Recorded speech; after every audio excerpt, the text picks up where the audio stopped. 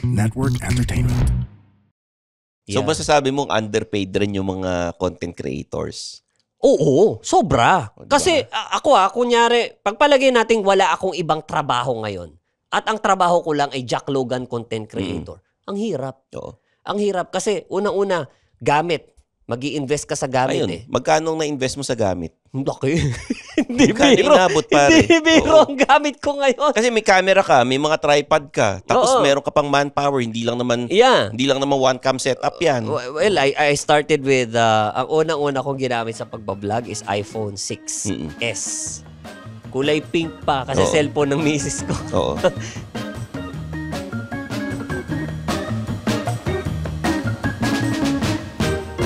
Mga Immortal, welcome to the Underpaid Podcast. I'm your host, Stanley Chi. Ito ang podcast na pro-employee para sa mga Immortal, wherein we talk about work-related topics in a light manner na parang nagkukwentuhan lang tayo sa pantry. Etong pag-uusapan natin ngayon about content creation at ang guest natin, viral kung viral. Walang iba kundi si Jack Logan. Thank you so much, Sir Stanley Chi. Sa wakas, nakahanap din ng matinong mag-i-interview. Ayan. Sobrang ganda ng studio. Maraming salamat at inimbita mo ako sa iyong podcast. So, syempre dito sa The Pod Network Entertainment, talagang lahat pinaghihirapan, pinag-iisipan, pati yung set design natin. Yes. Salamat sa team ng TPN. Ang ganda. Grabe. Oo, Nakakainggit. Meron tayong YouTube, The Pod Network Entertainment. Hanapin niyo yung video ng Underpaid doon, or kung gusto niyo manood sa Spotify, pwede rin. May video Yun. podcast tayo. Diba? Si Jack Logan, isa sa mga magaling sa social commentary. Hindi ko rin alam ba't ako napunta doon. Kaya pagdating sa content creation, di ba? Oo. Pero, direct. Nagde-direct din kasi siya. Paano ka ba nagsimula bilang isang content creator? Well, DJ ako before. Jack Logan is actually my name nung DJ ako. Anong station to? T-Radio yung last. So, before, nag-DJ ako sa Hot FM, napunta ako sa Energy FM. Pero yung Jack Logan, sa T-Radio na siya pinanganak. So, that was around 2013, 14 hanggang 18 when I decided to retire. Na sabi ko, kasi parang nung time na yun medyo nag-e-enjoy na ako sa pag-film. Sa radyo ito, nag-retire ka as a DJ. Nag-retire ako as a DJ. Oo. Tapos, 2018, parang medyo napupunta na ako sa pagsusulat ng commercials. Gumagawa na ako ng mga storyboard ng mga, alam mo yung mga 30-second there. Pang-advertising agency. Pang-advertising agency. Gumagawa na ako ng ganon. Tapos, I don't know, parang some particular reason, parang napunta ako sa pagdidirect ng isang 30-second commercial starring Victor Neri. Anong agency ito, tsaka anong product? Nalimutan ko ng agency, pero it's ang product siya para siyang coffee, na herbal coffee, something. I cannot, of Malamang course. ito yung pinapalabas sa mga morning show. Yeah, yung mga ganon. Ganun yung mga sponsor niyan Yung mga ganon, mga 3-in-1 coffee. Yan, may ginkgo biloba E. So, I happened to direct a certain commercial. Tapos parang naisip ko, kaya ko Kaya ko pala mag-direct So, from there, parang nagkaroon na ako ng infatuation sa pag-film. That's when I decided to retire sa radio. Pero, before radio, ano naging trabaho mo? Call center. Doon. Oo, nag-call center ako. From college, yun yung first job mo? No. From college, ang first job ko is news writer sa AM. Oo. Pwede mo malaman yung mga estasyon na yan? RMN Manila, DWAN, DWBL. Nakalimutan ko na yung pang-apat. Ano yung mga frequency niya? Oh my God, 558, RMN Manila. Tapos, pero black timer kasi yung boss ko. So, hindi ako in-house. But I write for headlines. Like halimbawa, yung mga tatawag ng mga reporters, sumusulat ako, may isang babae sinaksak, ganto ganyan. Pinaghahanap ang suspect. So sinusulat ko 'yon. So isang bloke siya ng news sentence na babasahin siya every top of the hour. Tapos, yung details nun, Ikaw ba Ako na ikaw nag-gather rin? noon sa Oo. reporter. So ako nagtatanong, nahanap ba yung suspect? Ilang taon yung biktima? Nasaan yung biktima ngayon? Ganyan. So yun yung mga ginagather ko sa newsroom. After mo mag-call center, yun ang ginawa mo? No, before ako Before, mag-call mag-call center. center. Oo, after ko mag-college, yun na. Kasi masscom ka ba nung college? Oo, masscom. Sa anong school? Lyceum of the Yan. Philippines. Oo. Okay. Tapos, after nun, yun na, from there, nag-DJ pa ako for a brief moment Sa sa Hot FM. yung Hot FM, ano yung frequency niya? 98.3. Ah, Oo. Tapos, after that, doon ako nag-call center. ilang taon ka nag-call center nun? Matagal. I think 8 years. Tapos bumalik ka ba sa pagraradyo? After ng call center, yes. Bumalik ako sa pagraradyo. Sa Energy, Energy anong FM na frequency yun. niya? Dati siyang 106.7 na nung napunta Yeah. ako. Okay. Pero nung dumating ako sa Energy, hindi rin ako regular DJ. Guest DJ lang ako talaga. Ito yung kasabayan ko sila, Mr. Fu. Oo. Oo, guest DJ ako panggabi. Mga tipong mga alas 11 ng gabi. Yung mga wala nang nakikinig. Ano yung concept ng show mo? Mga mga love song, ganyan. Tapos may tatawag sa akin, kwentuhan. Anything goes. Ano yung madalas na nire-request sa'yo sa estasyon na yan na kanta? Mga nung time na yon yung mga tipong makita kang muli, sugar free, yung mga ganyan. Hindi mo alam yung mga air supply, ganyan. Wala. Pero nasa playlist ko siya. Oo. Kasama siya na nilalatag ng spinner ko kapag nag-area ko. And then, after mo mag-energy, nag-ano ka pa, T-Radio. T-radio na. Is that online? Online na siya. Ito yung mga nagsimula na yung mga internet radio. Nagsimula na yung live, Facebook Live. Oo, yung time na yon, isa ako sa mga create ng idea na mag-interview tayo ng iba't ibang mga personalities, ganyan. So, I talk to different record labels na, dali niyo yung mga artista niyo rito, ganyan. Kasi medyo may position ako nung time Malaki na yon. malaki studio ng T-Radio. Maliit lang. Pero nagpupunta yung mga banda sa inyo. Nagpupunta ron. Mga like mainstream bands, Oo. nagpupunta ron. So, nai-invite din kami sa mga major concerts, ganyan, to represent like, media Oo. partnerships, mga ganun. Ayos din Mm-mm. And then, mataas ang posisyon mo ron, iniwan mo yan lahat para mag-direct. Para pumasok sa filmmaking, yes. Filmmaking. Oo. Nag-aral ka ulit ng filmmaking? Self-study na. Ah, Pero kasi syempre galing ako Lyceum, so I am blessed enough na mapaligiran ng mga friends na nasa industriya na, like TV, nasa film. So nagsha-shadow ako sa kanila. Nag-a-apply ako sa kanila as PA. Ganyan. you started sa baba talaga. Oo, yung mga kakilala kong director na schoolmate ko, baka pwede ako mag-PA sa'yo, ganyan. Sigurado ka, tropa kita, ganyan. Do you get rejected rin ba nung nag-apply ka sa mga tropa mo? Awa ng Diyos, hindi naman ako like totally, nare-reject ako sa pag-aartista. Okay. Frustration ko yan eh. Gusto mo rin Actor ako talaga. Oo. Theater actor ako eh. Oo. So, naging parang frustration ko na gusto ko mag-artista. Kaso nga, I don't know, hindi ako nabibigyan ng Pero, artista role. nung natuto ka sa pagdidirect and then napunta ka sa content creation o ano ba nauna ron? Pagde-direct muna, tapos siguro mga a couple of months after 2018, parang nakita ko si Jack Logan na page, yung page ko. Sabi ko, I think mga siguro 1,500 followers. Tapos sabi ko, there's something in this guy na iniwan ko eh. Parang, alam mo yun, parang meron kang alter ego na, alam mo yun, parang, it's like, parang naging Batman ka, tapos iniwan mo yung suit mo, and then, you're gonna come back to the hall and makikita mo siya I miss wearing that. Kasi parang Diba? pagka nagde-direct ka sa amin nila King Panda, wala kang shades. Pero pag Jack Logan ka, naka-shades, iba yung karakter mo, pati yung magsalita, iba eh. Oo. Yun yung ano ko kasi.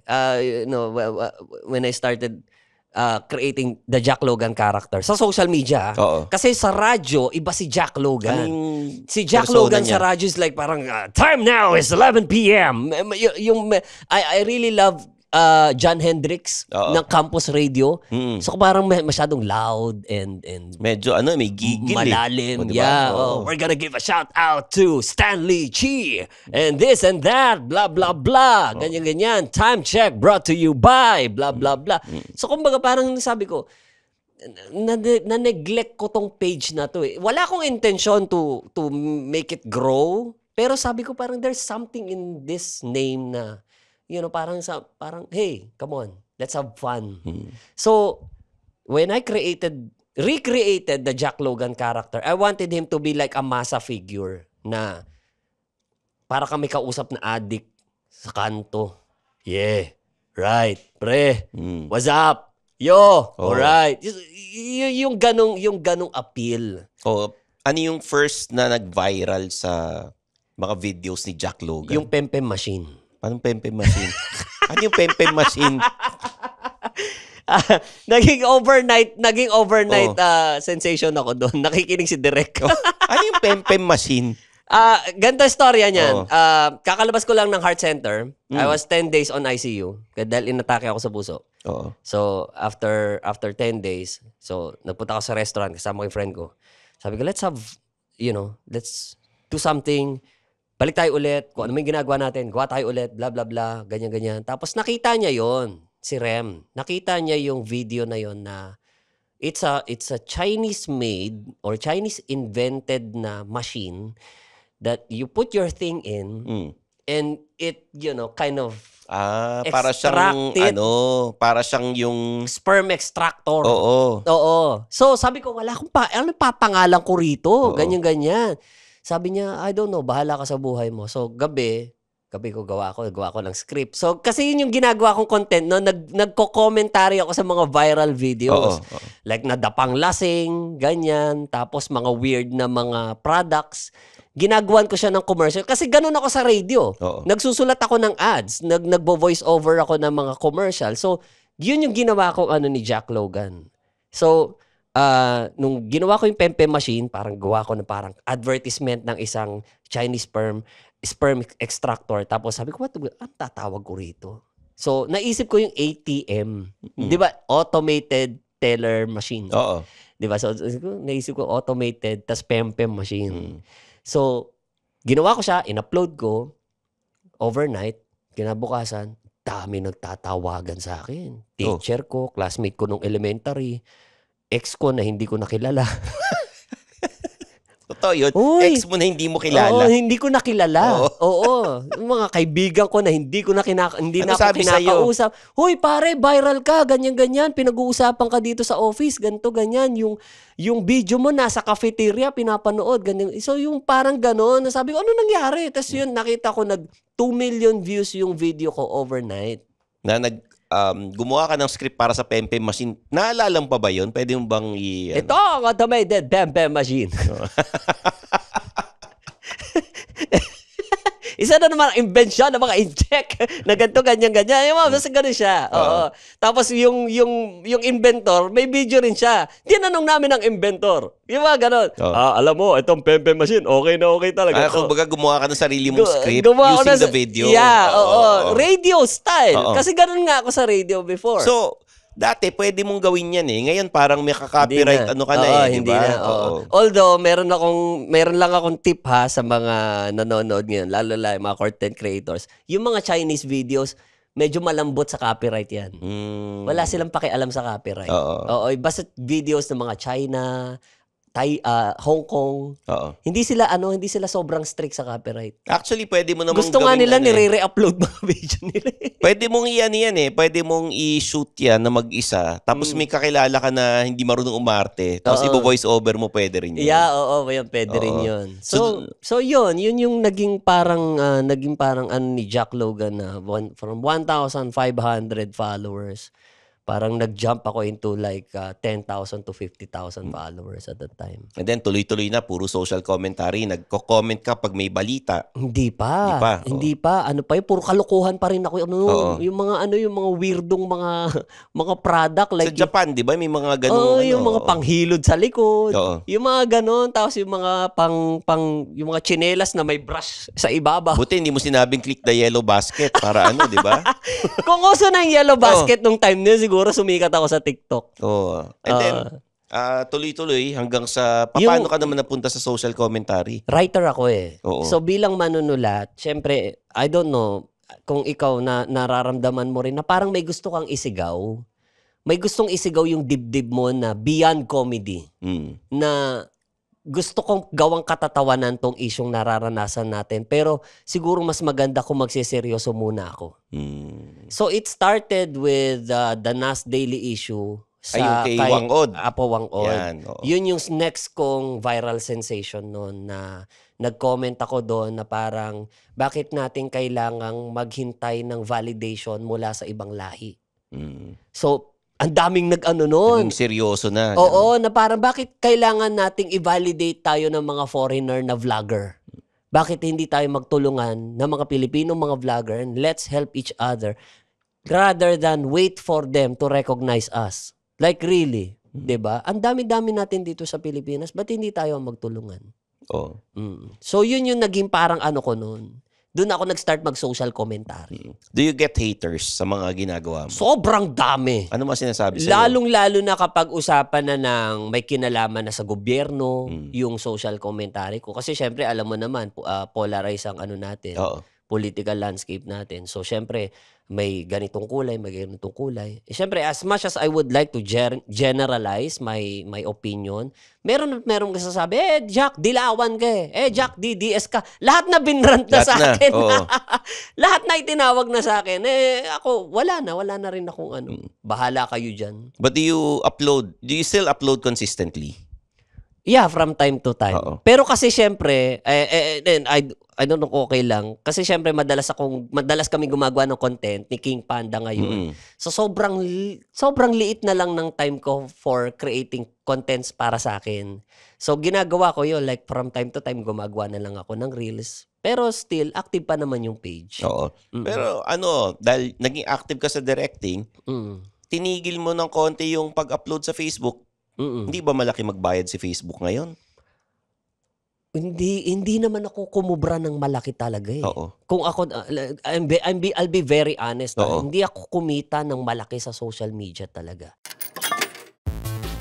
Parents, this is your cheat code to understanding your gamer kid. This is Keri Kita, Guide for Non-Gamer Parents. I'm Ray. And I'm Joey, hardcore gamers, hardcore parents. Let's learn from each other. Dito, Keri Kita.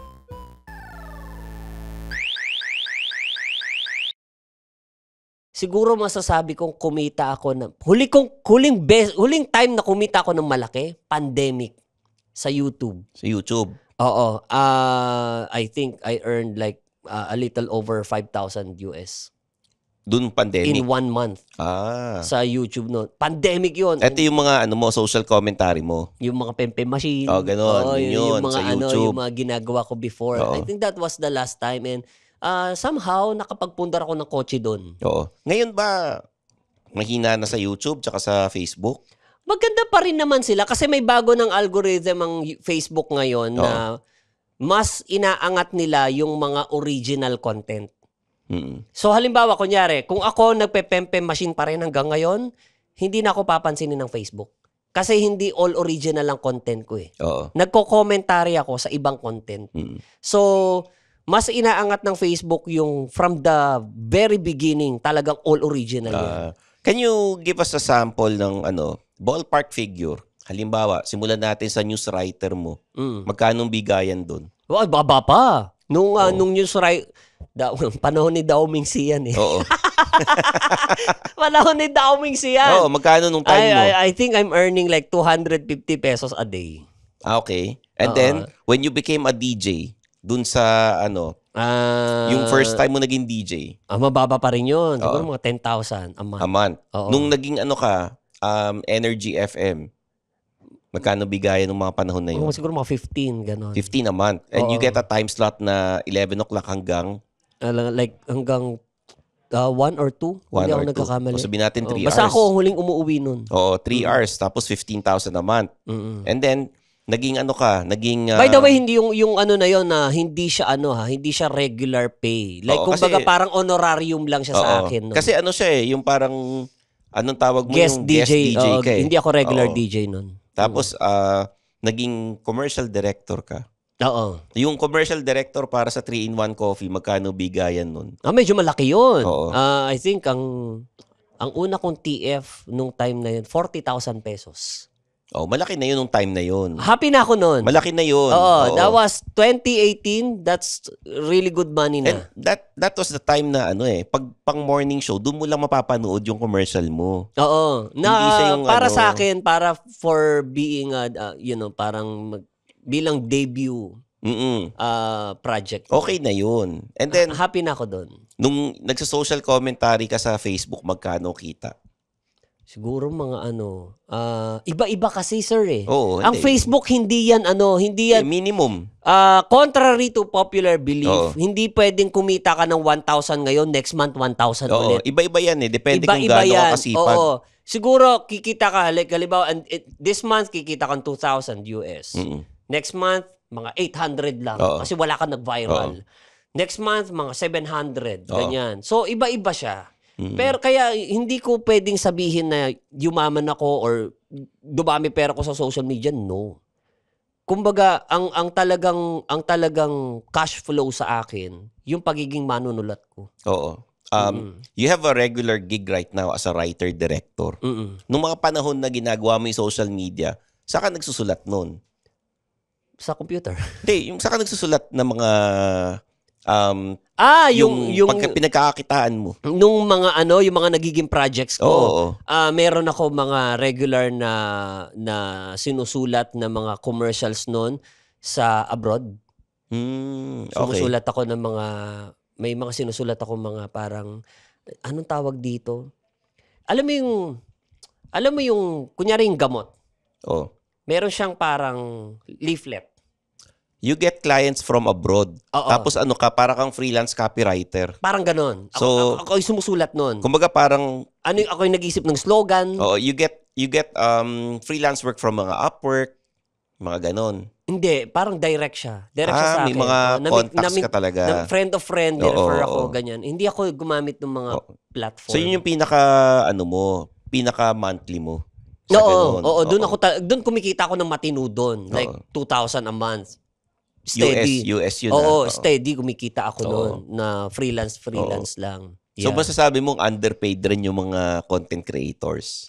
Oo, sobra. Diba? Kasi ako kunyari, pagpalagay natin wala akong ibang trabaho ngayon. At ang trabaho ko lang ay Jack Logan content creator.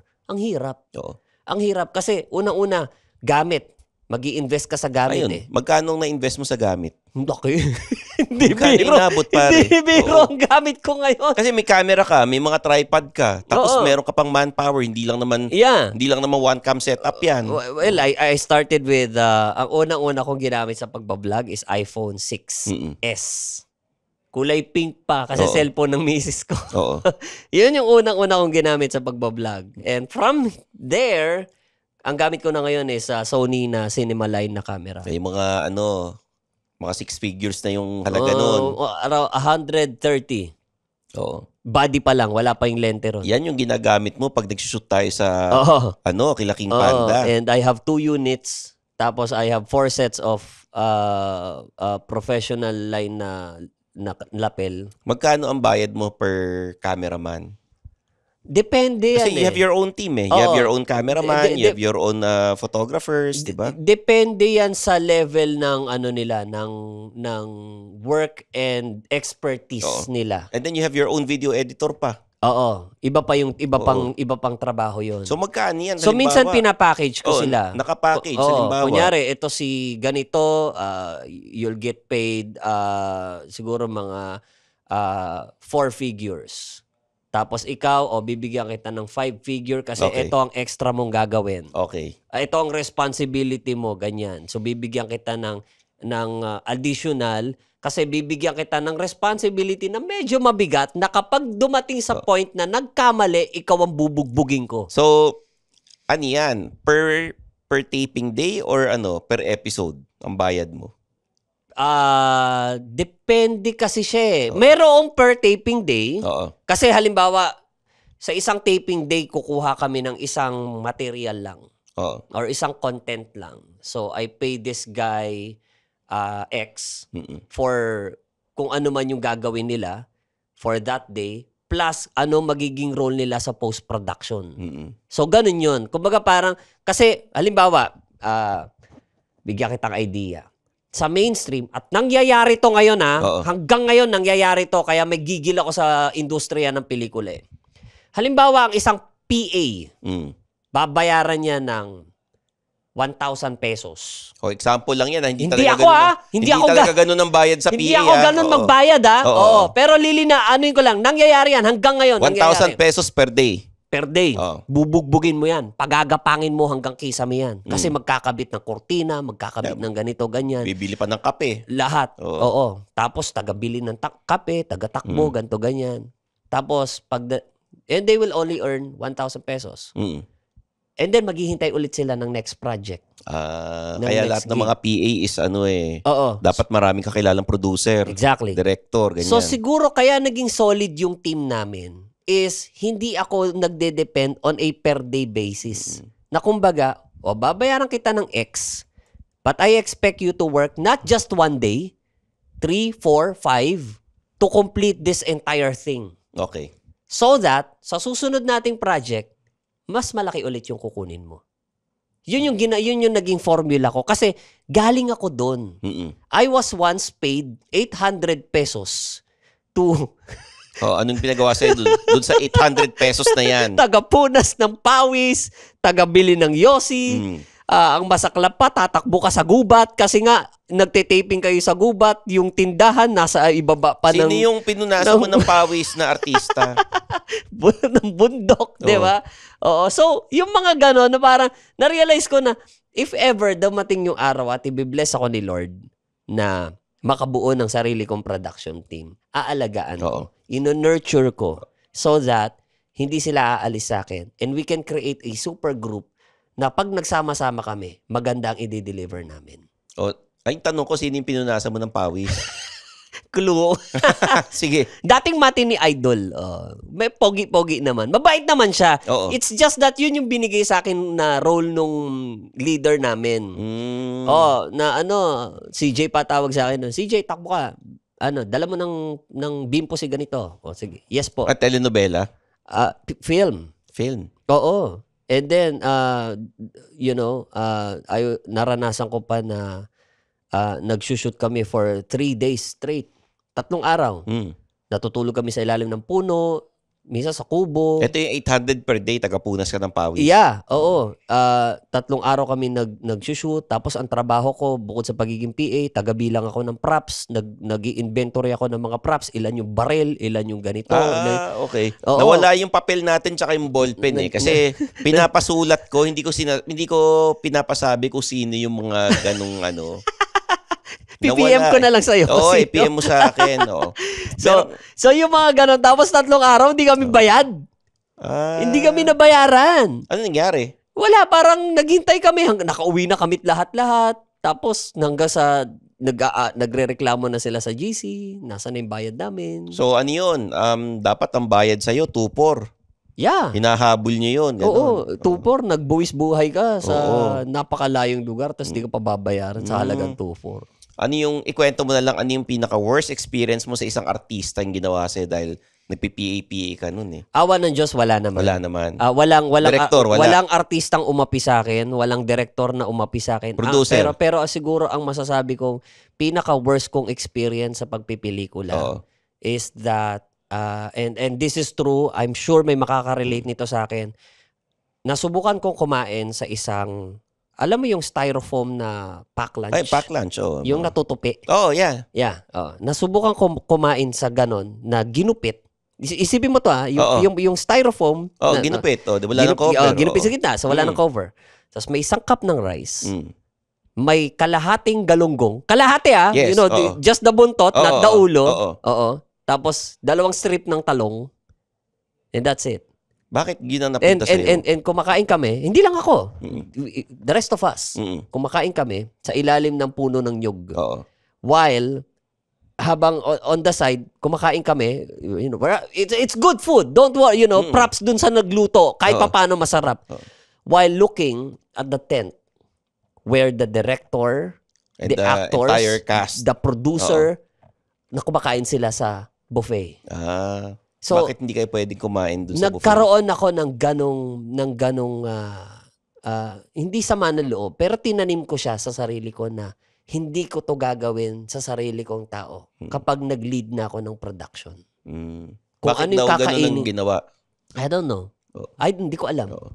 Pero yun yung parang feeling ko na parang hindi ko to gagawin sa team ko. Gusto ko, kung ano yung kakainin ko, yun ang kakainin nung... Ganun naman PA. talaga pag nagte-taping tayo eh. Kung ano Yeah. kinakain mo, Oo. yun din kinakain namin At lahat eh. I am so blessed na Oo. napaligiran ako ng producers and mga leaders talaga na talagang ganun ang treatment niya sa mga tao. Sobra. Oo. And alam ko, they give you a ballpark figure and then ikaw na bahala mag-budget. Parang ganun na yata eh, no? Oo, parang ganun na parang ito yung magiging setup, ito yung magiging budget. Go and deliver this 1 2 3 4. And Parang maswerte ka kasi may tiwala sa iyong producer. Oo, Diba? and syempre bilang kapalit Yan. sa tiwalang ibinigay no kasi hindi biro ang tiwala eh. Oo. Lalong-lalo na kapag pera na ang usapan. Mm-mm. Maraming direktor ang nangi-scam na makahawak lang ng bulto-bulto ng pera, magpipicture, post sa social media, magpe-flex, Oo. tas pum, nawala na. Kumbaga, yung bigyan ka ng ganong uri ng tiwala, it comes with a responsibility as well. Na i-make sure mo na yung tiwalang yun, susuklian mo ng magaling na trabaho, masipag na delivery, mahusay na para uulit siya ulit. Oo. Yan. At hindi na siya maghahanap pa ng iba. Kaya naman tuloy-tuloy yung projects mo. Hindi lang nung nagsimula kami magkatrabaho ni Direk is yung sa Blade na Oo, sa Blade. pelikula. Oo, yeah. Oh, and then yung the last 12 days, 'di ba? And then ngayon sa Luxury Cars Manila naman, Luxury nakatrabaho Cars ko rin Manila. sila. Oo. Talagang very professional yung team ninyo. Right. At kasi hindi birong maging amo si Hanstan. Oo, totoo naman. Hindi birong Oo. maging amo 'yon. Masyado ba demanding? Hindi demanding. Oo. Hindi siya demanding. Oo. He will give you the freedom to be creative, i-explore mo yung creativity mo. Pero kung ano yung pinangako mo, i-deliver mo yun. Oo. Ganun siya. And syempre, hindi siya mabigat. It's just automatic na dapat gawin mo yun. Oo. Kasi binabayaran ka sa trabaho eh. Oh, alam mo naman, 4 na episode sa isang taping. Naibigay mo naman di ba? More than pa. Right. At saka masaya ang taping pagkakasama sila Direk Masarap Jack masarap na leader Oo. or producer si King Panda. Oo. Contrary to popular belief, kahit alam ko marami naiinggit sa kanya, maraming nayayabangan sa kanya or whatever, pero sobrang bait na tao. Mabait, palangiti. Napaka gusto niya lagi masaya lang. Oo. Ayaw niya ng may bad vibes sa paligid. Yung eksena namin ni King Panda noon, tsaka ni si Atoy. Yeah. Diba? 3 kami. Parang mga MMDA kami noon. Oo. Nung nakita ko malalaking tao yung kasama ko, sabi ko, kunyari ako yung boss nyo. Tapos sa huli, bubuhatin nyo kung hindi yung taong huhulihin natin. Naalala ko yun, improve diba? yun. Improve Oo. yun eh. Nag-suggest Improve lang ako yun. eh. Oo. Na tapos sabi ni Direk, sige, ganito gagawin natin. Maganda naman. Ang backstory nun, on the spot yun eh. Kasi we have originally booked Sir Jano Gibbs Oo. for a specific Cameo. appearance. Oo. Tapos, parang hindi yata nag-materialize. So, sabi ni Sir Robert, okay, may darating na 3, si Stanley Chi, si Hans King Panda, tsaka si Atoy. Oo. So, sabi nga, can you do something about it? Na sabi ko, paano sila mag-a-appear? Sabi niya, tapos naalala ko si Sander, yung isang actor na meron siyang parang depression, something. What if magmumukha siyang parang hindi na siya naliligo, tapos uhuli siya ng mga enforcer. So on the spot, sinulat ko din yung sequence na yun. Yun. Tapos nakakatuwa kasi pag nag-suggest ka naman, open naman sila direct niyan eh. Yes, oo. Kahit naman dun sa kay King Panda, nagsasuggest ako kung ano nung katarantaduhan eh. Actually, ikaw lang ang may lisensyang magbago ng script eh. Ikaw lang ang binigyan yata ng lisensya. Kasi ako, mahigpit ako pagdating sa script. Kasi ako, bilang writer, sinulat ko yan eh. Gusto ko makita ko sa lente yan. So, kumbaga parang, pero ikaw kasi, sir, yung klase ng comedian na malapit sa puso ko dahil yung klase ng comedy mo, 90s eh. Oo. 90s ang meron pa yung nagre-request ako, pwede ba magbuga ako ng tubig? Naalala ko yun. Nung nakaraan. Right. Pero alam mo, direct, nakakabitin tong usapan natin. Kailangan ko lang i-cut kasi may part 2 ito. Uy, part 2! May part 2 ito, no? Kalain nyo, lalabas ako sa 2-part episode pala to? 2-part episode ito eh. Iniksiyan ko lang talaga itong episode 1 para mabitin sila. Okay. Pero, direct sa kanila pwedeng i-follow sa social media. Jack Logan Show. Jack Logan Show ang username ko across all social media platforms. Okay, maraming salamat, Direk. Alam niyo naman, ang Underpaid, may social media accounts, Facebook, Instagram, TikTok, at ako, personal, Stanley Chi. Hanapin niyo na lang sa lahat. And Suplado Motors. Okay? So there you have it for Direct Jack Logan. I'm your host, Stanley Chi. This is the Underpaid Podcast.